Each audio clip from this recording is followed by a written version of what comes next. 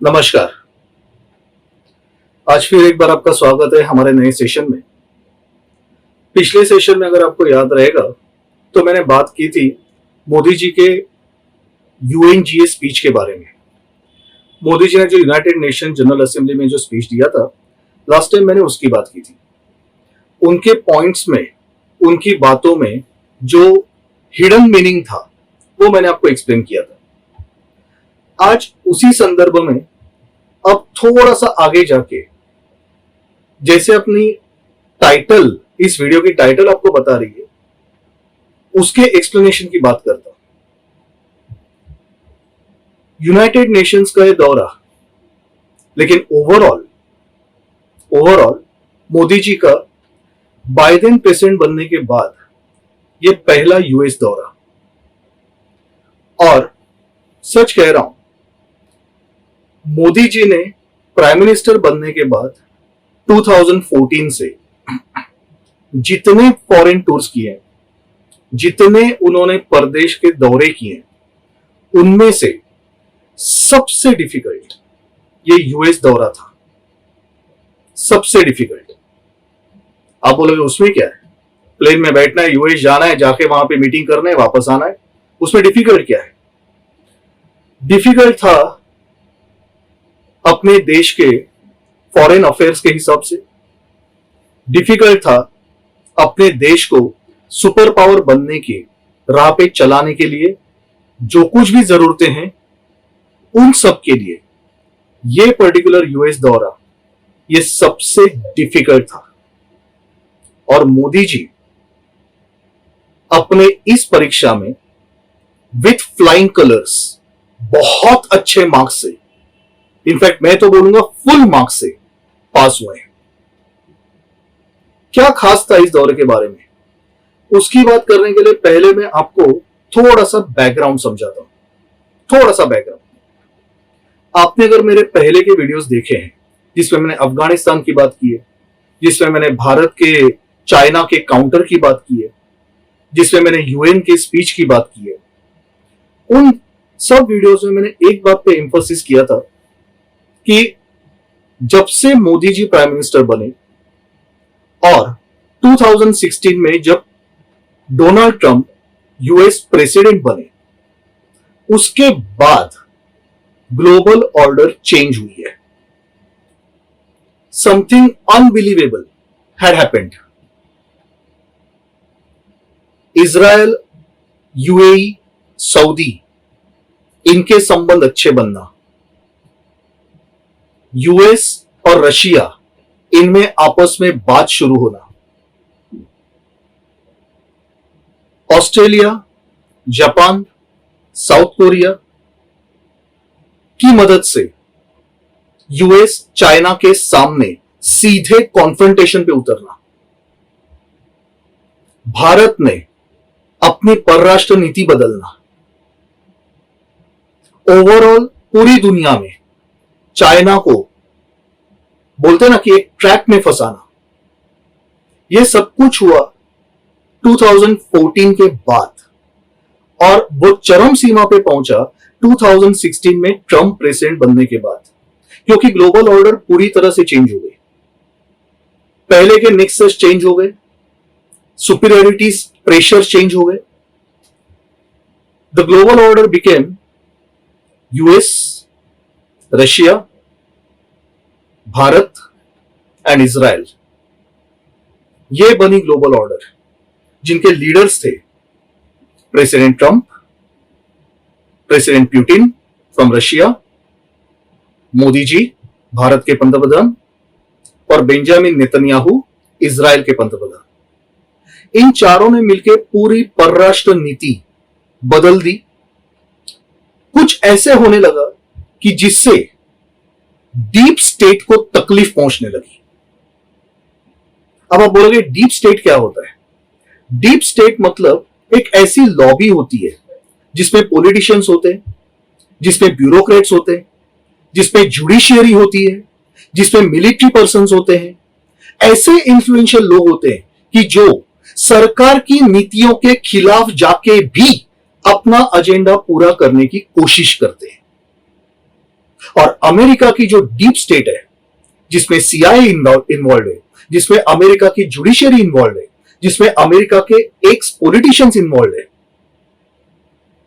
ये लॉबी बहुत डेंजरस है और वो किसी भी हद तक जा सकती है अपने मकसद पूरे करने के लिए। और इनके मकसद है पूरे वर्ल्ड पे राज करना अपने हिसाब से, by keeping control on 3 sectors: pharma, oil and arms. Pharma मतलब फार्मास्यूटिकल, ऑयल एंड आर्म्स। ये 3 चीजों पे कंट्रोल करके ये लॉबी, ये डीप स्टेट अपना काम निकालते रहते हैं। उन्हें पूरी दुनिया की किसी भी जनता के बारे में कुछ नहीं पड़ी है। उन्हें यूएस की जनता के बारे में कुछ नहीं पड़े, उन्हें भारत के बारे में कुछ नहीं पड़ी है। उन्हें सिर्फ पूरे जग में, पूरे वर्ल्ड में अशांति चाहिए, बीमारियां चाहिए, वॉर्स चाहिए, इंटरनल कॉन्फ्लिक्ट चाहिए, ताकि इनका काम चलता रहे। और ये जो नई ग्लोबल वर्ल्ड ऑर्डर बनी, Trump, Putin, Netanyahu and Modi ji, इस वर्ल्ड ऑर्डर ने इन सब डीप स्टेट्स के प्लान फ्लॉप कर दिए। आपने अगर देखा रहेगा, Trump was the only US president जिन्होंने अपने टेन्योर में, अपने प्रेसिडेंशियल पोस्ट के टाइम एक भी वॉर खुद से शुरू नहीं किया। इनफैक्ट जो वॉर्स अमेरिका ने पूरी दुनिया पे लाद के रखे थे, वो वॉर खत्म करने की बात ट्रंप ने शुरू की। सीरिया में जो आतंक फैला हुआ था वो कंट्रोल में आने लगा, आईएसआईएस खत्म होने लगी। इजराइल एंड अरब कंट्रीज जिनके कांस्टेंट वॉर चालू रहते थे, डिस्प्यूट चालू रहते थे पैलेस्टाइन के ऊपर से, अचानक से ऐसा कुछ हो गया कि इजराइल, सऊदी, यूएई दोस्त बन गए, उनके डिप्लोमेटिक रिलेशंस बन गए। भारत ने चाइना के खिलाफ स्टैंड लेना शुरू किया और उस वक्त बाकी पूरी सुपर पावर्स ये भारत के साथ खड़ी रहनी शुरू हो गई। भारत ने बालाकोट एयर स्ट्राइक किया, भारत ने पाकिस्तान में जाके सर्जिकल स्ट्राइक किया, भारत ने म्यांमार में जाके सर्जिकल स्ट्राइक किया, भारत ने चाइना के आंखों में आंखें डाल के फुल ओपनली कॉन्फ्रंटेशन किया। लेकिन यूनाइटेड नेशन सिक्योरिटी काउंसिल में पूरे के पूरे जो कंट्रीज है एक्सेप्ट चाइना, सब अपने साथ खड़े रहे। एंड इनफैक्ट जब हमने पाकिस्तान पे सर्जिकल स्ट्राइक किए, बालाकोट स्ट्राइक किए, एयर स्ट्राइक किए, तभी भी चाइना की भी हिम्मत नहीं हुई यूनाइटेड नेशन सिक्योरिटी काउंसिल में भारत के खिलाफ कुछ बोलने की। वर्ल्ड पॉलिटिक्स चेंज होने लगा और यही वो डीप स्टेट का प्रॉब्लम था।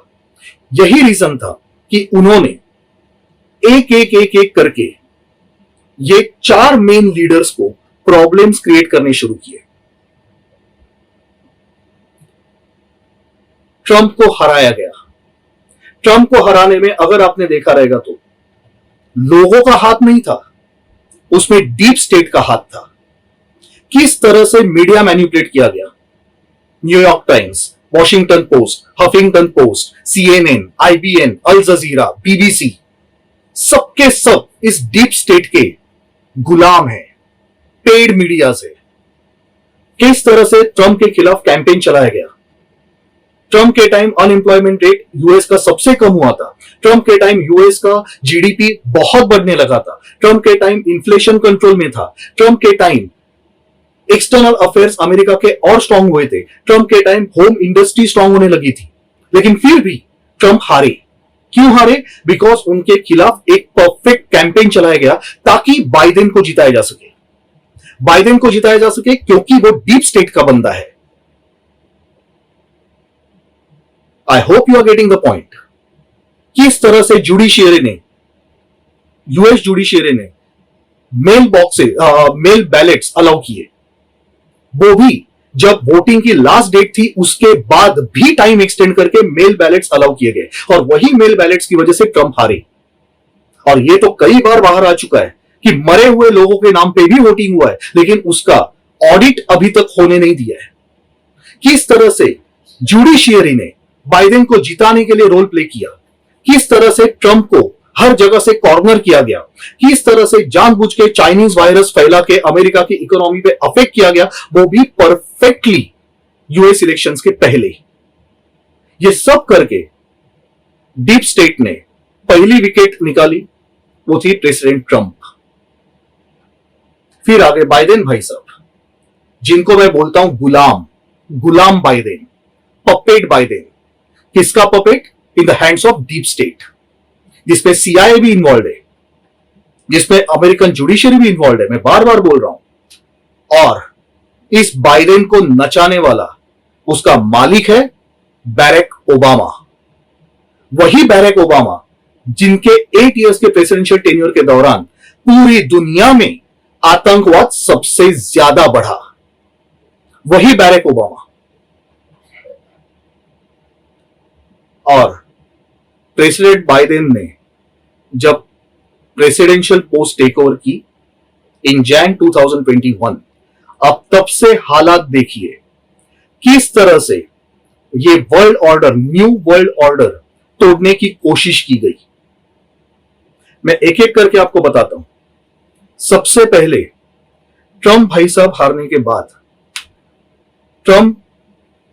के बाद फर्स्ट इन्होंने स्ट्राइक किया, वो था इजरायली प्राइम मिनिस्टर नेतन्याहू। पूरी दुनिया ने देखा किस तरह से बाइडेन ने नेतन्याहू को कॉर्नर करने की कोशिश की। बाइडेन ने इजरायल के डिफेंस परचेसेस पे रोक लगाने की कोशिश की। बाइडेन ने पैलेस्टाइन के साथ जो इजरायल का बीच में कॉन्फ्लिक्ट हुआ था उसमें नेतन्याहू को प्रेशर करने की कोशिश की। फिर भी जब नेतन्याहू नहीं झुके तब इजरायल इलेक्शंस को मैन्युपुलेट करके बाइडेन ने खुद नेतन्याहू के अगेंस्ट कैंपेन करके नेतन्याहू को हराने के रोल निभाया। डीप स्टेट के रास्ते से एक कांटा निकल गया था ट्रंप, दूसरा कांटा इन्होंने निकाला नेतन्याहू।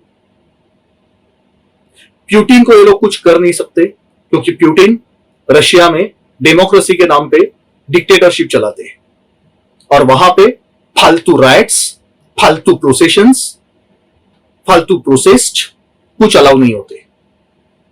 तो रशिया का तो वो अभी तक कुछ बिगाड़ नहीं पाए। फिर इन्होंने अगली तकलीफ पैदा की सऊदी के लिए।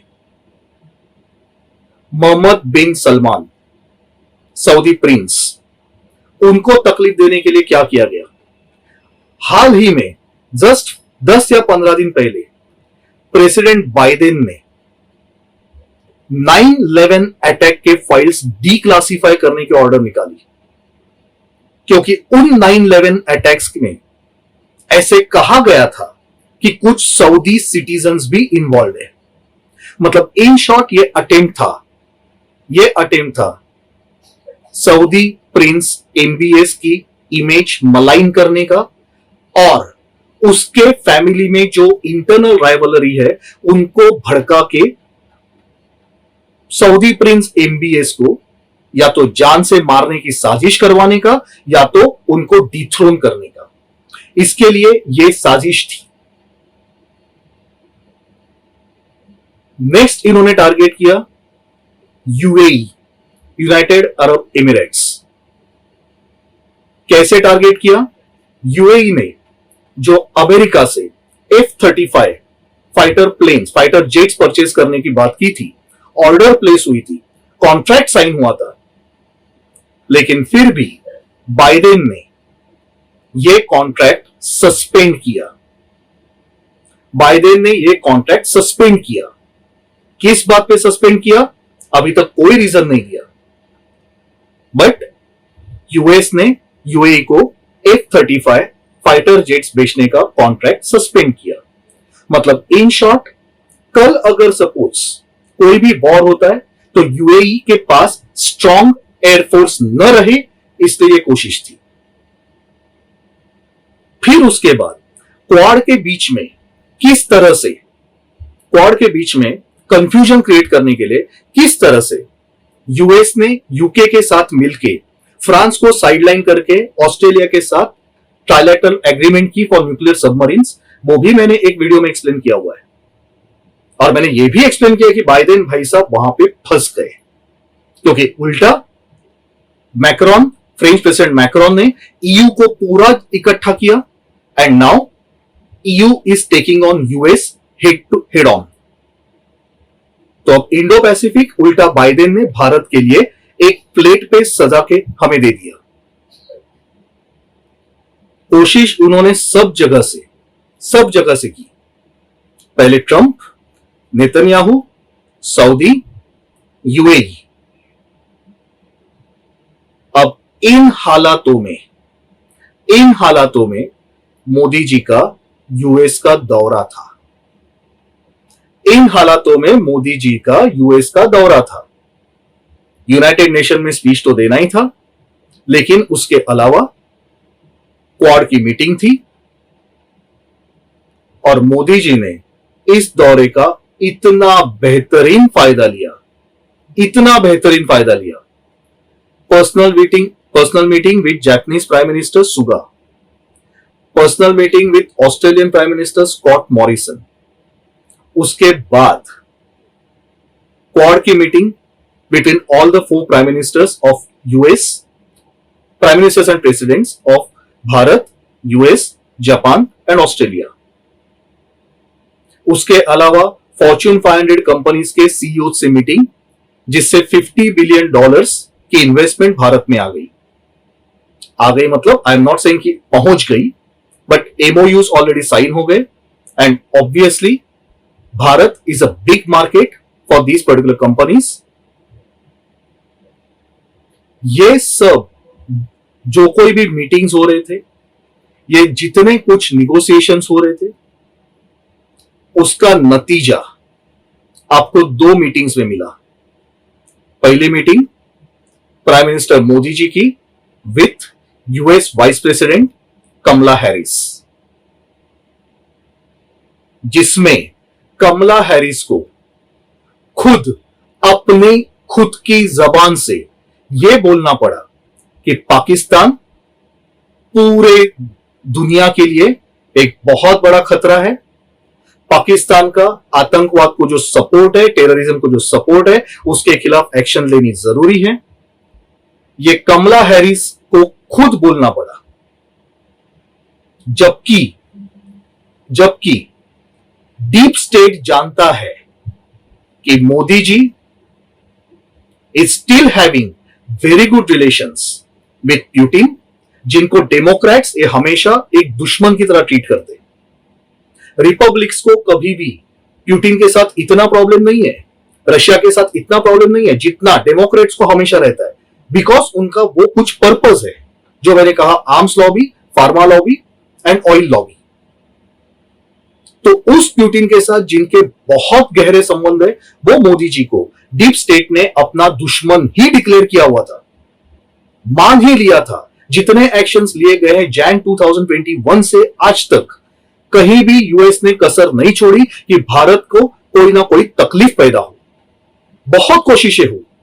याद कीजिए सेकेंड वेव, कोरोना वायरस की जब सेकेंड वेव जब चल रही थी, तो उस वक्त यूएस मीडिया में, ग्लोबल मीडिया में किस तरह पंतप्रधान मोदी जी की इमेज खराब करने की बात हुई थी।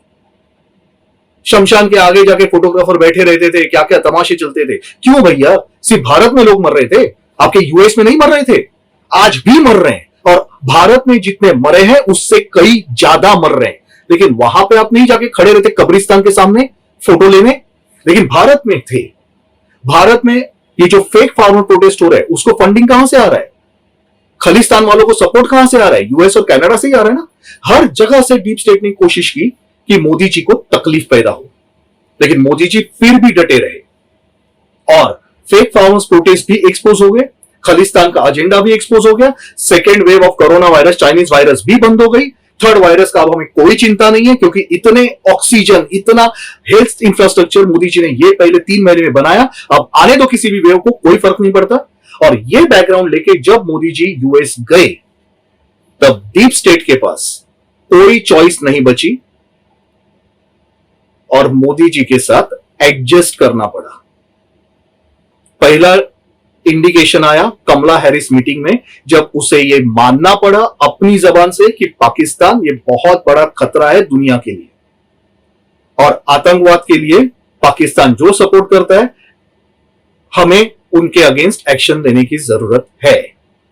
That was first defeat to deep state against prime minister Modi. और दूसरी, जब अपने भाई साहब प्रेसिडेंट बाइडेन जब मोदी जी को मिले। मैं सिर्फ एक वीडियो, यहां पे एक छोटा सा वीडियो आपको दिखा रहा हूं। कभी भी याद रखिए, बॉडी लैंग्वेज से समझ में आता है, बॉडी लैंग्वेज से समझ में आता है कि पॉलिटिक्स में हवा का रुख कैसे चल रहा है। एक छोटा सा वीडियो देख लीजिए। ये वीडियो तब का है जब मोदी जी पहुंचे थे प्रेसिडेंट बाइडेन से पर्सनल मीटिंग के लिए। और वीडियो में ऑब्जर्व कीजिए बाइडेन की बॉडी लैंग्वेज क्या है और मोदी जी की बॉडी लैंग्वेज क्या है। बहुत मजाक उड़ाया गया था मोदी जी का जब वो किसी भी दूसरे देश के प्राइम मिनिस्टर को या प्रेसिडेंट को हक करते थे, आलिंगन देते थे, उसका बहुत मजाक उड़ाया गया। कांग्रेस वाले इस हद तक गए थे कि उन्होंने उसका नाम रखा था हगोप्लोमेसी। डिप्लोमेसी की जगह पे उन्होंने नाम रखा था हगोप्लोमेसी। मोदी जी ने हक दिया, प्रेसिडेंट ट्रंप को दिया। कैसे दिया था आप बहुत बार देख चुके हो। फ्रेंच प्रेसिडेंट मैक्रोन को दिया, पुतिन को दिया, नेतन्याहू को दिया, बोरिस जॉनसन को दिया, स्कॉट मॉरिसन को दिया। लेकिन इस वीडियो में आपने देखा रहेगा उन्होंने डिस्टेंस मेंटेन किया।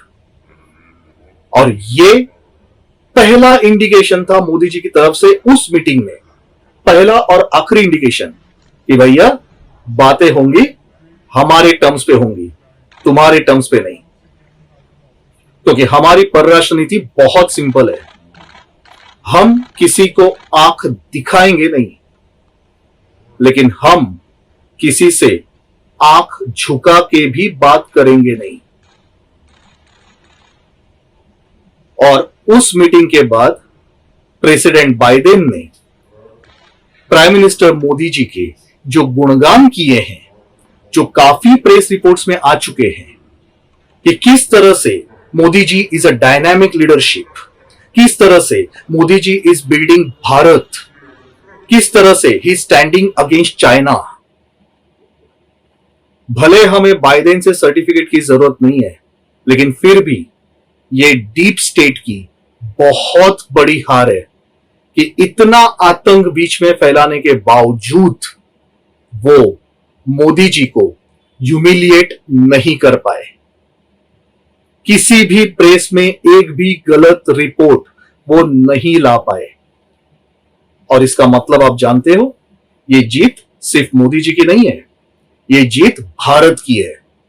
इसका मतलब अब डीप स्टेट ने यह मानना शुरू किया है कि अब भारत एक इकोनॉमिक पावर है और एक मिलिट्री सुपर पावर है। जिस तरह से हमने चाइना को कन्फ्रंट किया, जिस तरह से हमने अफगानिस्तान के ऊपर फर्म स्टैंड लिया, और वही स्टैंड बाकी देशों को रिपीट करना पड़ा। जिस तरह से आपके CIA, अमेरिका का NSA, जिस तरह से रशिया के NSA, जिस तरह से MI16 यूके के इंटेलिजेंस चीफ, जिस तरह से भारत में लाइन लगा के आए थे after Taliban taking over Afghanistan, ये सब ने साबित किया कि अब भारत कोई ऐरा गैरा देश नहीं है। अब हमें टेकन फॉर ग्रांटेड करना बंद करना होगा, क्योंकि भारत अब वर्ल्ड पोडियम पे सेंटर स्टेज लेके बैठा है। और एक बात मैं कंफर्म बोल सकता हूं, आप भले मुझे कुछ भी बोले, एक बात मैं कंफर्म बोल सकता हूं, भारत को आज ये जो रिकॉग्निशन मिली है वो सिर्फ एक बंदे की वजह से मिली है, और वो है prime minister Modi. No doubt external affairs S Jaishankar ji, national security adviser Ajit Doval sir, इन्होंने बहुत उसमें कंट्रीब्यूशन दिया है। लेकिन फिर भी लीडरशिप ये लीडरशिप होती है, और मोदी जी ने भारत की जो ग्लोबल इमेज बनाई है, दैट इज समथिंग जो आज तक कभी नहीं हुआ है। और यह बात अगर आपको यहां पे झूठ लग रही है, आप एक काम कीजिए, आप जिन को जानते हो, किसी ऐसे भारतीय को जानते हो कि जो भारत में नहीं है, बाहर है, दुनिया में किसी भी दूसरे देश में बैठा है, आज उसे पूछना उस देश में उस पर्टिकुलर बंदे को एक भारतीय के हिसाब से जो इज्जत आज मिल रही है, वो पहले कभी मिली थी क्या? Bharat always deserve respect, but it was denied to us. लेकिन Modi ji made it possible, और वो अपने देश के लिए वो इज्जत लेके आए। मोदी जी का यह दौरा उनके इसके पहले के किसी भी फॉरेन टूर से बहुत डिफिकल्ट था, लेकिन फिर भी जिस तरह से उन्होंने वो हैंडल किया और जिस तरह से डीप स्टेट को झुकना पड़ा, ये काबिले तारीफ है, और इस बात के लिए पूरी तरह से हैट्स ऑफ। कुछ बातें होती है जो मीडिया में नहीं बताई जाती, और मैं कोशिश यही करता हूं कि आपको उसके पीछे का बैकग्राउंड दे। आपने मीडिया में यह पढ़ा होगा कि मोदी जी का दौरा बहुत सक्सेसफुल था, लेकिन वो किस हिसाब से सबसे ज्यादा सक्सेसफुल था, यह आपको बताने वाले मीडिया नहीं है। और कोशिश मैं यही करूंगा आपको इस तरह से एनालिसिस देने की। आशा करता हूं आपको वीडियो पसंद आया होगा। अगर पसंद आया होगा तो लाइक कीजिए, शेयर कीजिए, सब्सक्राइब कीजिए। धन्यवाद। जय हिंद, जय भारत।